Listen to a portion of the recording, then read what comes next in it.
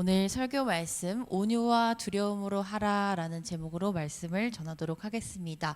위에 소제목인데 한번 같이 읽어볼게요. 맨 위에 있는 거 시작. 공적 신앙의 표현 방식. 우리의 신앙이 우리가 예수님을 믿고 교회를 다니고 기독교인이라고 라는 종교를 가지고 살아간다는 것은 우리가 헬스클럽에 다니거나 아니면 어떤 취미 생활을 한다거나 어떤 나의 사적인 이 종교라는 것이 나의 사적인 영역에만 들어와 있는 것이 아니라 우리가 서울 시민으로서 대한민국 국민으로서 그리고 세계 시민으로서 우리가 살아가는 이 시티즌십에 들어와 있는 공적인 영역이라는 거예요. 교회라는 것은 내 어떤 사적인 모임이 아니라 교회라는 기관 자체가 공적이고 우리의 신앙이 존재하는 그 방식이 세상에 표현돼서 복음이 세상으로 나가는 즉시 그것은 공적인 영역으로 나간다는 것입니다. 그래서 우리가 공적인 신앙을 가질 때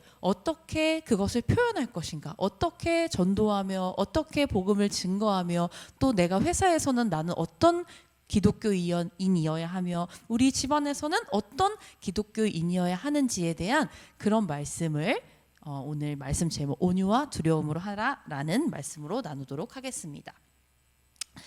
먼저 베드로전서의 상황에 대해서 간략하게 소개를 하고자 해요. 베드로전서의 그 상황은 우리가 지금 신앙생활을 하는 것처럼 우리가 뭐 편하다고 하면 안 되겠지만 생각보다 이 현대 그리스도인 우리 대한민국의 크리스천들이 신앙생활을 하는 것보다 훨씬 더 녹록치 않은 시대였어요. 로마 제국 소아시아 지역에서 지금의 터키 지역 튀르키예 지역에 흩어진 교인들에게 사도 베드로가 이제 편지를 쓰는 글이 바로 베드로 전서인데요. 그 지역에는 당시에 황제를 숭배하고 도시 제사가 있고 우상을 숭배하는 문화가 있는 그런 것들이 일상처럼 있는 그 상황 속에서 예수님을 믿는 기독교라는 것이 점점 성장해가는 것이었어요. 그래서 우리의 믿음이라는 건 교인들 우리 믿는 사람들끼리 믿으면 예수님은 주님이시오 살아계신 하나님의 아들입니다. 이것을 고백하지만 당장 문 열고 나가면 야 너는 왜 황제한테 절 안 하냐? 너는 왜 제사 안 드리냐?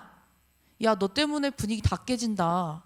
이런 것들을 당시의 그 가정교회 형태 때로는 숨어서 그 터키 지역에 가면은 이렇게 막 굴 속에 숨어서도 예배드리고 지하에 막 언더그라운드 시티 막 카타콤 이런 지역들이 있잖아요. 때로는 박해받는 시대에는 우리의 신앙이라는 것이 저 밑에 지하에 있는 거예요. 이것을 어떻게 표현하지 못해서 우리의 공동체의 아이덴티티를 뭘로 표현했어요?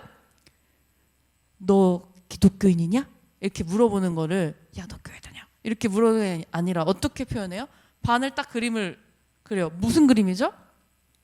물고기 그림을 그리잖아요. 물고기 그림 암호처럼 표현해서 왜냐하면 이 내가 그리스도인이라는 게 들통나면 어려워지니까.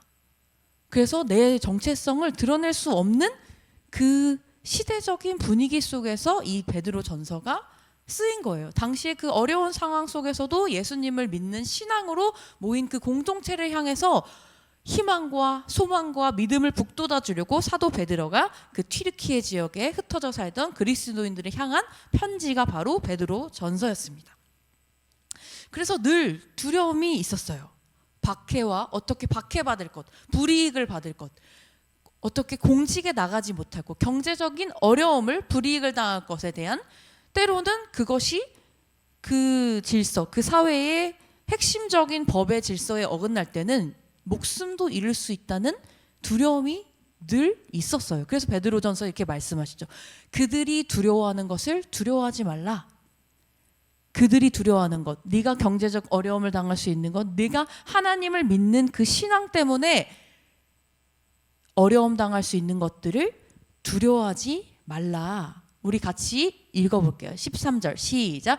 또 너희가 열심으로 선을 행하면 누가 너희를 행하리오. 그러나 의를 위하여 고난을 받으면 복 있는 자니 그들이 두려워하는 것을 두려워하지 말며 근심하지 말고 너희 마음에 그리스도를 주로 삼아 거룩하게 하고 너희 속에 있는 소망에 관한 이유를 묻는 자에게는 대답할 것을 항상 준비하되 온유와 두려움으로 하고. 항상 그 두려움이 있었어요. 내가 문 열고 나가면 마주하는 그 현실이라는 게 기독교라는 것을 법적으로 인정하지 않는, 그때 당시에 이랬다고 해요. 우리가 성찬을 하잖아요. 이는 예수님의 몸입니다. 이는 예수님의 삶이다. 예수님의 피입니다. 라고 우리는 예수님 믿는 사람들이 성찬하잖아요. 근데 그 당시에는 소문이 어떻게 났냐면 사람의 피와 살을 먹는데, 예수 믿는 사람들이 모이면 하는 어떤 정기적인 게 있는데 그 사람들은 사람의 살과 피를 먹는데, 이렇게 소문이 나는 거예요, 로마 시민들에게. 그러면 굉장히 이상한 사람들로 보이잖아요. 인육을 먹는 건가? 피를 먹는 건가? 그렇잖아요. 우리는 떡과 포도주로 지금 그 상징성의 그 성찬을 하지만, 그 당시에 떡과 포도주를, 이게 예수님 모르는 그 로마의 이교도적인 배경의 사람들이, 우리 그리스도인들이 안에서 성찬한다는 거를 직접적으로 그 현장을 보지 못하고 복음이 이런 거라는 의미를 모르는 사람들은 그 얘기를 듣고도 야, 교회가 아니라 예수 믿는 사람들이 이상하다. 사람의 살과 피를 먹는다. 이렇게 오해가 되면서 이상한 사람들이다. 라고 로마 사회에서 낙인이 찍혀버린 그 상황이니까, 교회 다닌다고 하면, 예수 믿는다고 하면 뭔가 이상한 사람 아니야? 저 사람이랑 내가 거래를 해도 될까? 이래서 밀려나고, 또 소문이 이상하게 나면, 심하게 되면 고발까지 당하게 되는 거예요. 그래서 이 그림, 이 수갑을 차고 있는 사도의 모습이 늘 그런 위협을 받았다는 거죠. 그런데 오늘 본문 말씀은 선을 행하면 원래는 사람들이 함부로 하지 못해요. 선을 행하는데, 좋은 일을 하는데, 어려운 사람을 도와주고 가난한 사람들에게 먹을 것을 주고 병든 자를 고쳐주고 아픈 사람 치유해 주는데, 그 선한 일을 하는데 거기에다 대고 반박할 사람이 있어요, 없어요? 원래 없는 게 맞는데, 그럼에도 불구하고 이 사회 안에서 그리스도인이라는, 기독교인이라는 그룹이 너무 이상한 사람들로 나타내 보이니까, 네가 선을 행하면 원래 아무도 해하지 않는 건데, 그 복음의 가치를 따라서 정의를 행하고, 내가 예수님 믿는 그 믿음 안에서는 내가 이러한 일들을 하는 게 정의로운 건데도 불구하고, 그 정의로운 일을 하는 것 때문에 고난받을 수 있는 상황이 있었다는 거예요. 그런데 오늘 말씀은 그 고난을 받는 것도 두려워하지 않으면 뭐가 있다? 14절, 그러나 의를 위하여 고난을 받으면 복 있는 자니. 다시 한번, 의를 위하여 고난을 받으면 복 있는 자니.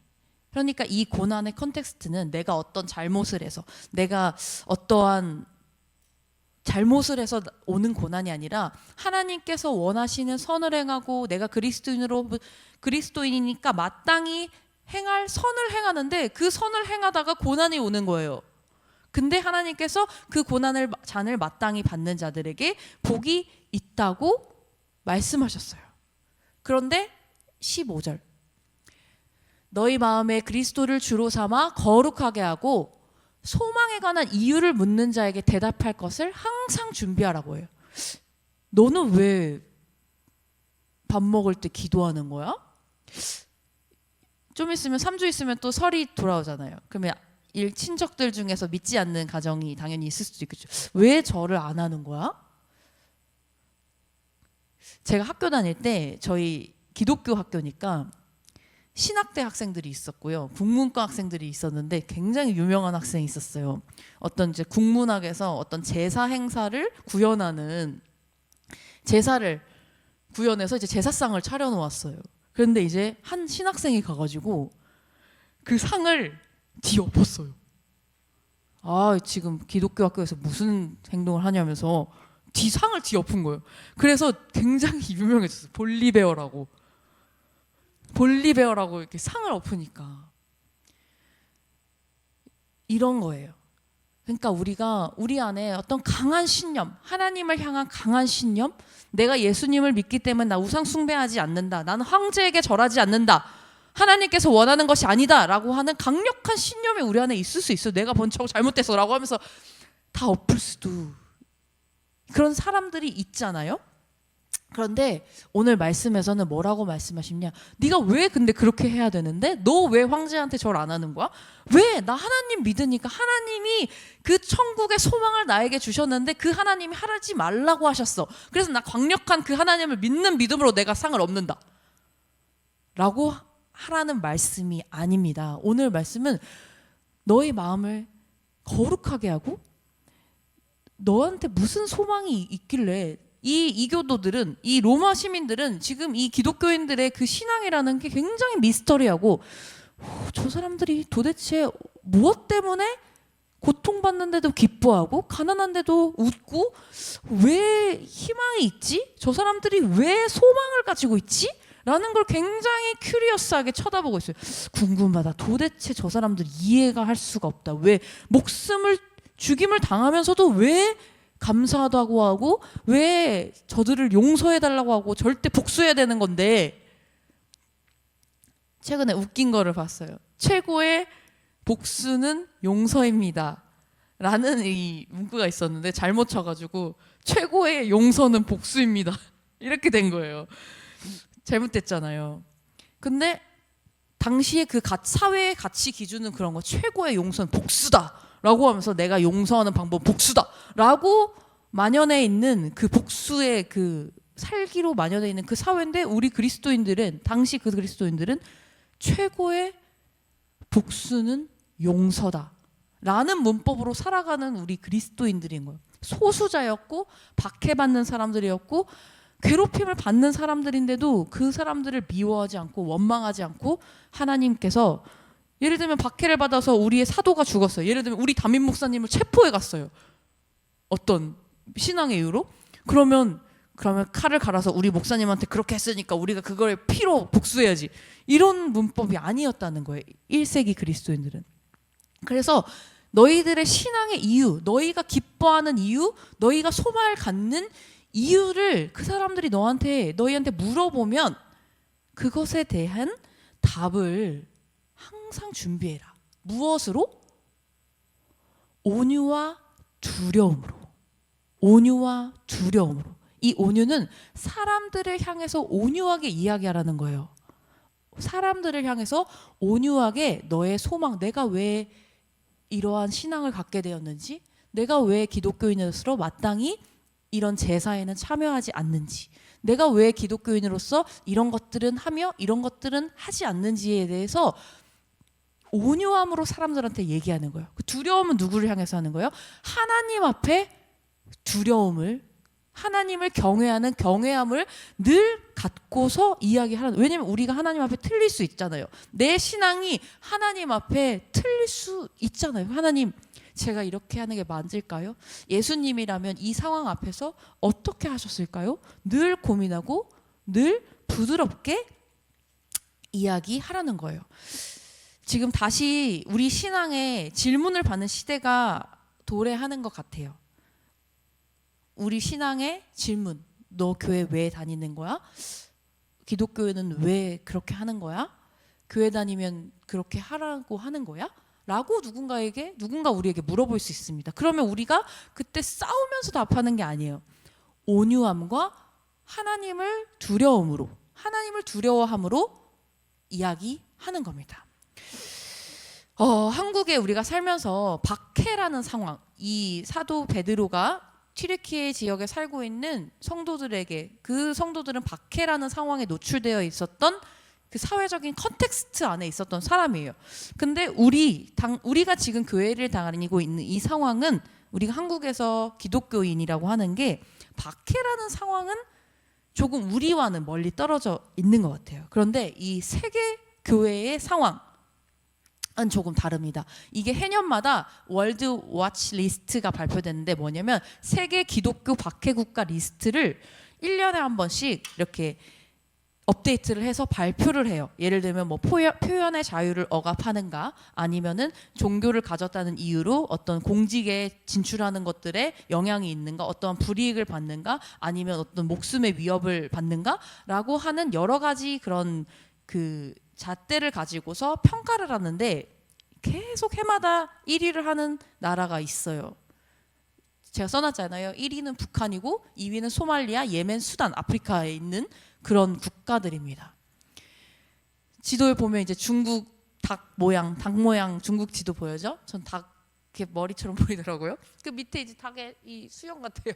우리나라가 한반도가 있잖아요. 남쪽인 우리나라는 신앙의 자유를 보장받고 있고 북한은 그렇지 못하잖아요. 그래서 최근에 우리가 영화를 이제 보신 분들도 있겠지만 신의 악단의 그런 상황을 그 영화에서 잘 그리잖아요. 북한은 지금도 대표적인 박해 국가로 전 세계에서 이렇게 주의를 요하면서 바라보고 있는 국가예요. 그 신의 악단 영화에서는 이래서 가짜로 찬양단을 만들고 가짜로 신앙을 연기하려고 시작했는데 찬양 연습을 하다 보니까 이 북한의 간부인데 쇼를 잘 해주면 이제 국제사회에서 큰 돈을 북한에다 주기로 했기 때문에 북한에도 신앙의 자유가 있다라는 걸 국제사회에 보여줘라. 그러면 이 지원금이 들어온다. 그래서 그거를 같이 잘 연극하기로 한 게 신의 악단의 그 스토리잖아요. 그런데 찬양을 하다 보니까 가짜로 시작했어요. 가짜로 신앙이 있는 것처럼 북한에도 신앙이 있는 것처럼 연기하려고 시작했는데 그 간부가 어떻게 보면 사도 바울 같은 사람인데 죽여야 되는데 저 사람들 승리 악단을 죽여야 되잖아요. 검거하면 원래 죽여야 되는데 승리 악단을 같이 그 시간이 불과 10일 2주 안팎의 시간에 같이 찬양하고 하다 보니까 그 찬양 속에 임재한 성령을 느끼는 거죠. 그 자유함, 아 이게 북한이 줄 수 없는 자유구나. 이 하나님이라는 분이 주는 이 찬양할 때 느껴지는 그 영적인 그 자유함을 느끼면서 선택의 기로에 이제 놓이게 돼요. 살기 위해서 이 승리 악단을 죽음에 내어줄 건가? 그 행사 끝나면 이제 다 죽이기로 했기 때문에. 아니면 잠깐이지만 내가 경험한 이 자유, 이 성령의 경험한 그 은혜를 가지고서 이 사람들을 생명으로 내 목숨을 희생할지언정 그 사람들에게 자유를 주는 일에 동참할 것인가? 그것의 기로에 놓인 그 순간을 보여주는 영화가 그 신의 악단이라는 영화였던 것 같아요. 그들의 자리는 박해의 자리죠. 그들에게 있어서 그 신앙의 이야기를 한다는 건 온유함으로 말할 기회도 없을 거예요. 온유함으로 자기의 신앙을 변론할 기회도 주어지지 않기 때문에 숨겨야 되는 것이고 겉으로 드러낼 수 없는 정도의 그런 지위잖아요. 기독교인들이라는 사람들의 사회적 지위라는 게. 그러나 우리 한국은 그런 나라는 아닙니다. 다시 오늘 우리의 자리로 돌아오고자 합니다. 한국은 국가가 조직적으로 교회를 괴롭히고 그런 구조는 아니에요. 비교적 자유롭게 우리는 예배합니다. 그런데 오늘 본문이 앞으로 더 조금 중요해질 것 같아요. 사회 분위기상. 네.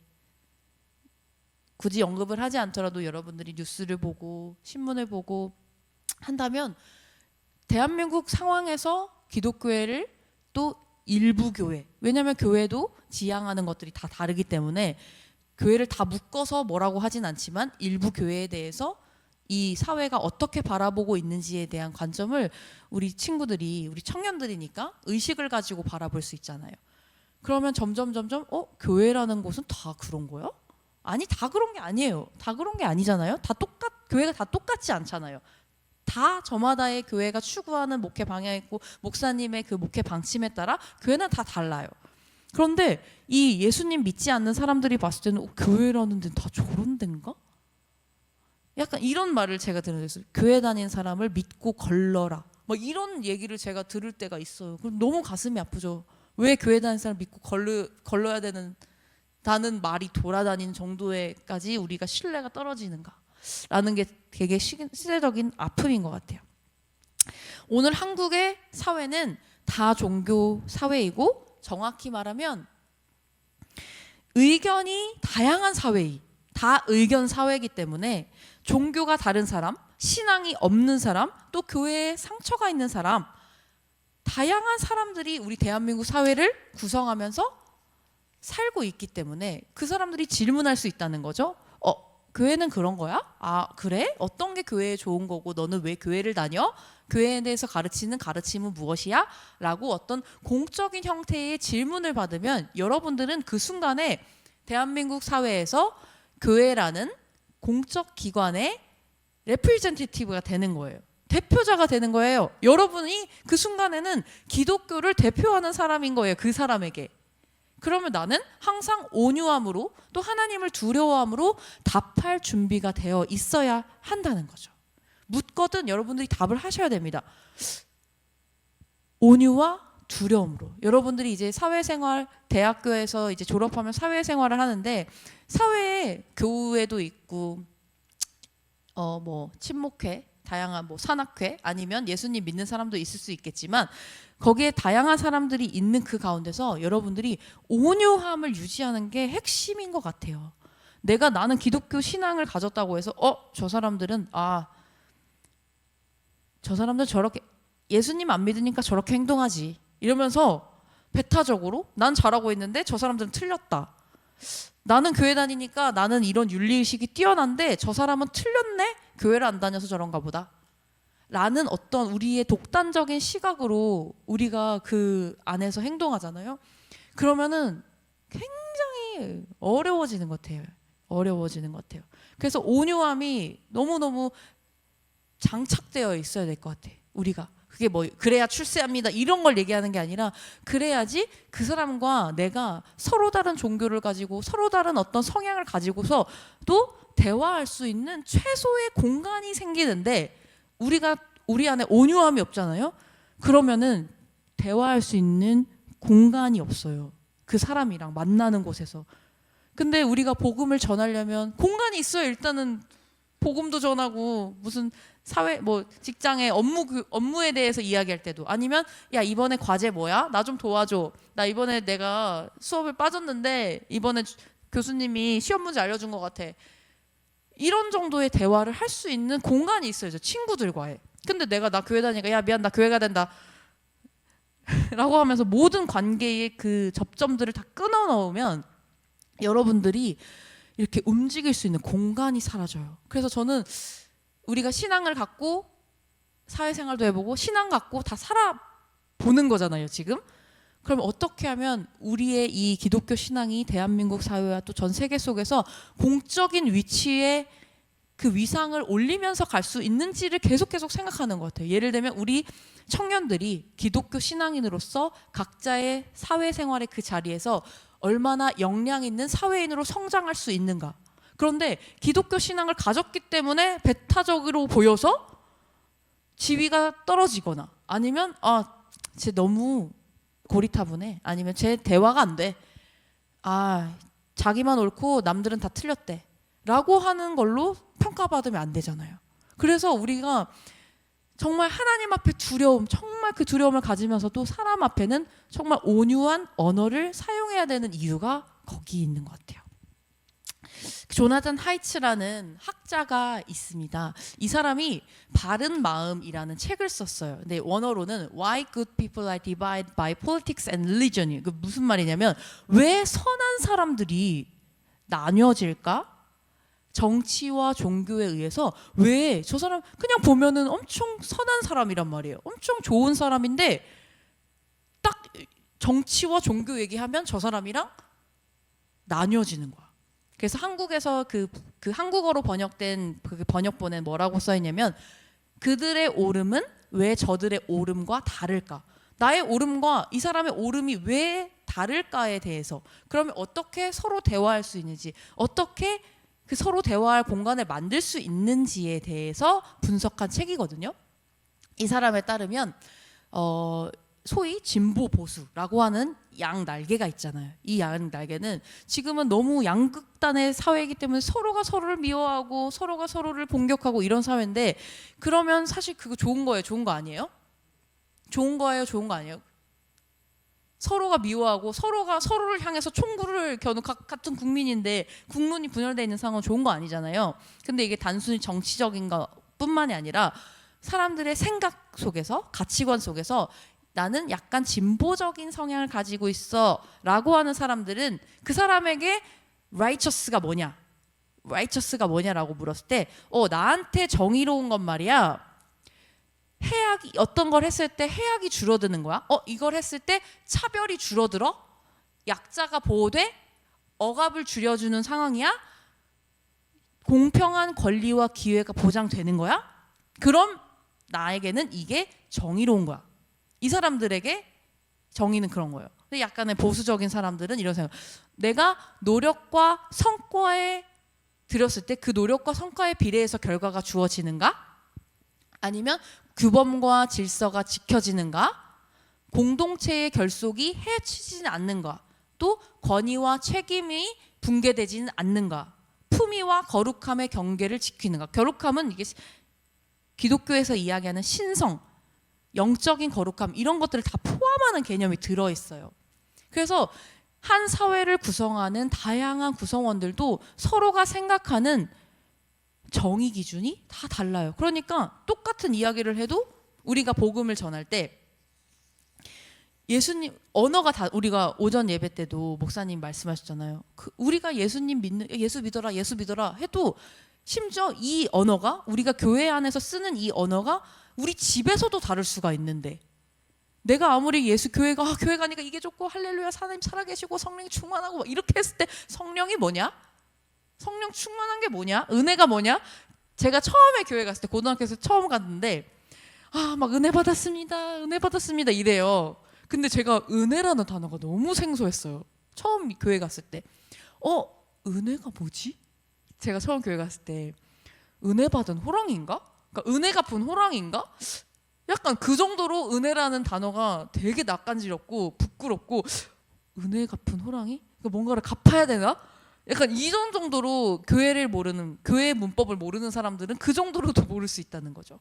그래서 언어 체계가 완전히 다른데 하다못해 그들이 생각하는 공의 기준이 완전히 다르다는 거예요. 그러면 우리가 정의 스위치가 다르게 눌린다는 거죠. 그러면 우리가 복음을 말할 때 나는 진리인데 이게 나한테는 진리야. 절대 목숨 걸고 지켜야 될 진리인데 상대방은 내 복음을 들을 때 자신에 대한 가치를 지금 공격하고 있는지 아닌지에 대해서로 들을 수 있다는 거예요. 그렇기 때문에 온유함으로 우리가 무장이 되어 있어야 돼요. 그래서 저 사람은 복음을 말하면서 약자를 무시하네? 복음을 말하면서 질서를 깨네? 복음을 말하면서 사람들을 이렇게 적대시하네? 라고 해석할 수 있다는 거예요. 그 사람의 렌즈로는.